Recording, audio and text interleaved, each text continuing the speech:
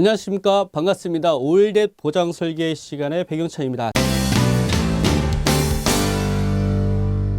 이번 시간에서는요, 우리 컨설턴트 분들께서 보험 리모델링을 하시는데 그 이전에 선행되는 작업으로서 보장 분석, 보험 증권 분석이라는 걸 많이 하시죠. 자, 보험 증권 분석을 잘 하셨는데 중요한 건 이겁니다. 우리 컨설턴트 분들과 고객들께서 서로 상담하는 과정 중에 방향을 제시해 줘야 되죠. 그 방향을 제시해 줄 때 예를 들면 신규 증액을 하자, 혹은 이 부분은 감액을 하자, 이 부분은 유지하는 것이 더 좋겠습니다. 이 부분은 과감하게 해지하고 다른 것으로 대체하는 것이 낫겠습니다. 이런 여러 가지 방향에 따른 그런 값을 우리 컨설턴트가 상담 과정에서 제시할 필요가 있겠죠. 자, 그런데 매우 주의를 기울여야 됩니다. 어떤 경우에서는 무턱대고 해지를 했다가 우리 고객들에게 많은 피해를 주는 경우가 생길 수가 있겠죠. 따라서 이번 시간에서는요, 크게 4가지의 항목별로 어떤 경우에 이러한 방향으로 나가야 된다라고 하는 것을 소개를 해드릴까 합니다. 첫 번째는요, 기존의 보험 가입 상태를 유지하는 경우. 두 번째는 기존의 보험 가입 금액에서 감액을 하는 경우. 세 번째는 부족분을 보완하면서 신규 내지는 증액하는 경우. 네 번째는 해지 혹은 대체하는 경우에 대해서 각각의 어떤 경우가 해당되는지 지금부터 살펴보도록 할 텐데요. 첫 번째, 유지 부분서부터 살펴보도록 하겠습니다. 자, 우리 컨설턴트 분들께서요, 보장분석 잘 하셨습니다. 자, 보장분석 하시는 과정 중에서 이러한 사실을 알게 됐습니다. 첫 번째 경우가 있겠죠. 우리 고객께서 기존에 가입하신 보험증권 갖고 있는 이후에, 보험 가입하신 이후에 과거 병력이나 현재 병력이 생긴 거예요. 자, 과거 병력, 현재 병력으로 인해서 신규 가입하는 것이 쉽지 않을 수 있습니다. 보장 금액이나 보장 내용, 보장 범위가 부족하다고 해서 또 옛날 것이라고 해서 지금 게 더 좋으니 이것은 해지하시는 게 좋습니다. 이렇게 하시면 안 되는 거죠. 왜냐하면 새로 신규 가입이 안 될 수 있기 때문에, 과거의 병력 때문에, 현재 병력 때문에 그럴 수 있습니다.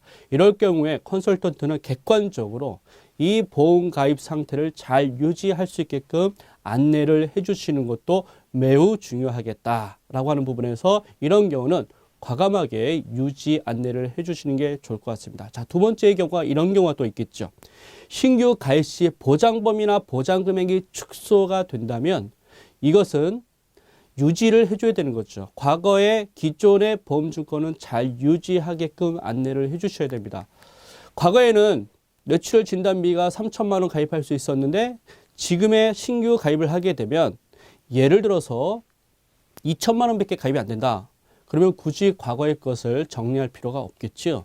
이런 경우도 역시 과감하게 고객분들한테 현 상태를 잘 유지해 주게끔 안내하시는 것도 매우 중요합니다. 또 하나, 우리 종종 약관 규정의 변경으로 인해서 대표적으로 암의 경우 일반 암이었던 게 소외감으로 바뀌는 경우가 있습니다. 대표적인 게 대장 전막 내암 같은 경우죠. 우리 종전에는 일반 암이었으나 최근에는 이 추세가 소외감화되고 있습니다. 과거의 보장의 내용들이 더 좋을 수가 있습니다. 그런데 계약에 따른 어떤 욕심 때문에 만약에 이것을 해지하고 기존 것을 해지하고 신규 가입을 유도한다고 한다면 결과적으로 컨설턴트나 고객들에게나 매우 불편한 결과들을 안겨줄 수가 있습니다. 실제 그런 사례도 종종 있을 수가 있었던 과거의 경험들을 볼 수 있었죠. 따라서 이런 부분은 기존의 보험증권을 잘 유지하게끔 안내해 주시는 것도 우리 컨설턴트의 중요한 몫이라 생각이 듭니다. 마지막으로 유지의 경우 어떤 경우에 해당되겠느냐?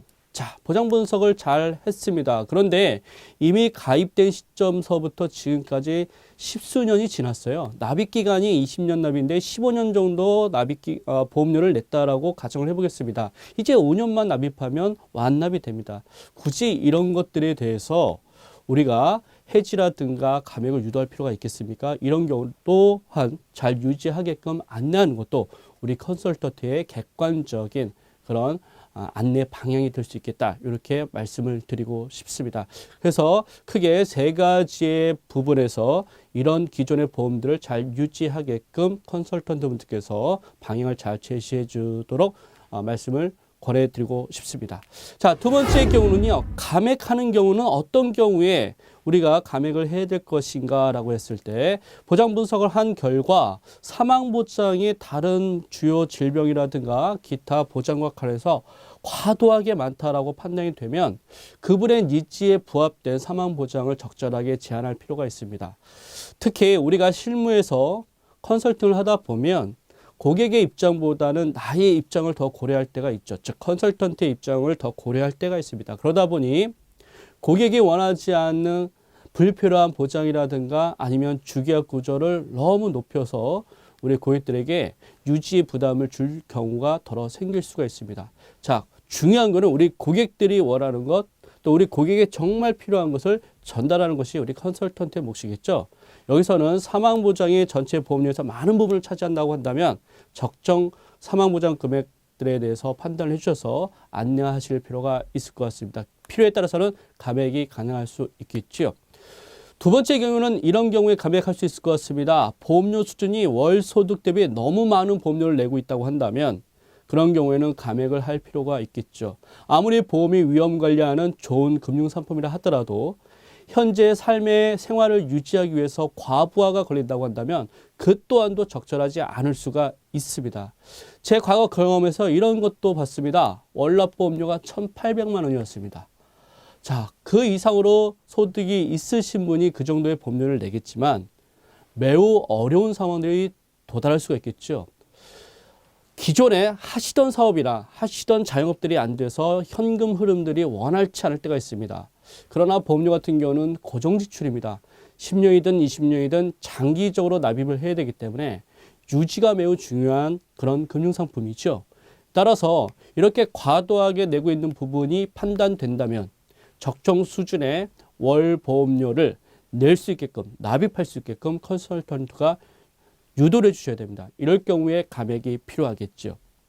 자, 세 번째 경우는 이런 경우였습니다. 여러 특약들이 중복 보장이 되는 경우가 있는데 중복 보장이 됨으로 인해서 불필요성들이 제기가 될 수가 있겠죠. 그럴 경우에는 역시 감액을 하셔야 될 것 같고요.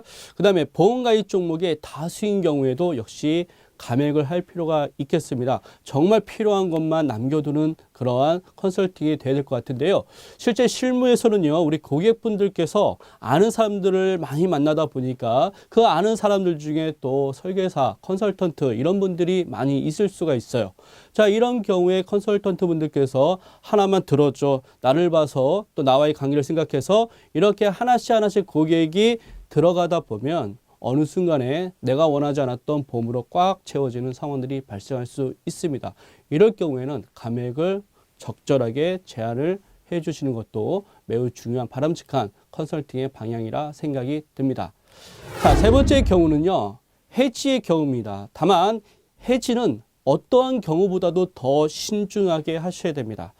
과거에 갑상선암 진단을 받았는데 이 갑상선암이 또 일반암이었던 시절이 있었습니다. 그런데 신규 상품으로 신규 보험으로 증액을 하게 되면서 기존에 있는 보험 상품에 대해서 과감하게 해지를 컨설턴트가 유도를 했습니다. 그런데 공교롭게도 가입을 신규 하시고 나서 이분께서 갑상선암을 진단을 받았던 거지요. 근데 이 갑상선암 진단을 받았는데 결과적으로 또 보험금도 못 받게 되는 상황들이 발생이 됐습니다. 왜냐하면 면책 기간에 걸렸기 때문에 그렇습니다. 고객과 컨설턴트의 관계는 지인관계라 했습니다.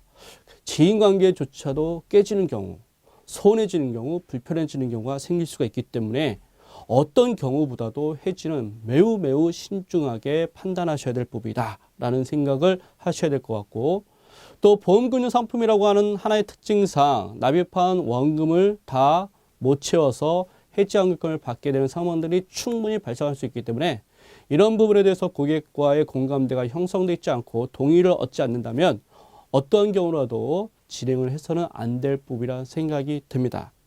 다만 이런 경우라면 한 번쯤은 해지에 대한 부분을 우리 고객들한테 말씀을 드릴 수 있지 않을까라고 하는 부분에서 세 가지 소구분을 해서 말씀을 드릴까 합니다. 첫 번째는 앞전에 우리 감액하는 경우와 비슷한 경우인데요. 중복 보장이 있을 경우에는 불필요한 중복 보장의 경우에 한해서만 우리가 해지를 유도할 수 있을 것 같습니다. 자, 두 번째의 경우는 목적성이 다른 전혀 다른 보험 가입이라고 한다면 그런 경우에도 그런 방향, 해지의 방향들을 우리 고객들에게 조심스럽게 제안할 수 있을 것 같습니다.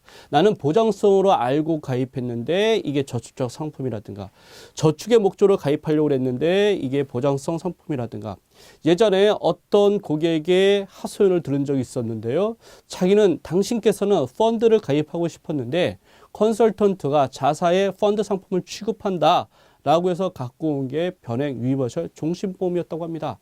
근데 문제는 고객은 금융에 대해서 전혀 몰랐고 상품에 대해서도 전혀 지식이 없었기 때문에 컨설턴트가 말하는 게 진짜 일반적인 우리가 증권사나 은행에서 취급하는 펀드인 줄 알고 가입을 했다는 거죠. 근데 나중에 돈을 찾아보려고 나중에 환매를 하려고 청구를 들어왔더니 이거는 종신보험이었다는 사실을 알게 됐고 또 종신보험이었기 때문에 원금에 충분히 이르지 못하는 그러한 해지 환급금을 받게 되면서 컨설턴트와 매우 불편한 상황들이 발생했던 자, 컨설턴트나 고객이나 서로 목적의 합치가 돼야 적절한 금융상품을 우리가 제안할 수 있을 것 같습니다. 과거에는 그러한 목적성이 전혀 다른 상품에 가입된 경우라고 한다면 이런 부분에 대해서 과감한 선택도 필요할 경우가 있을 거라는 생각이 듭니다.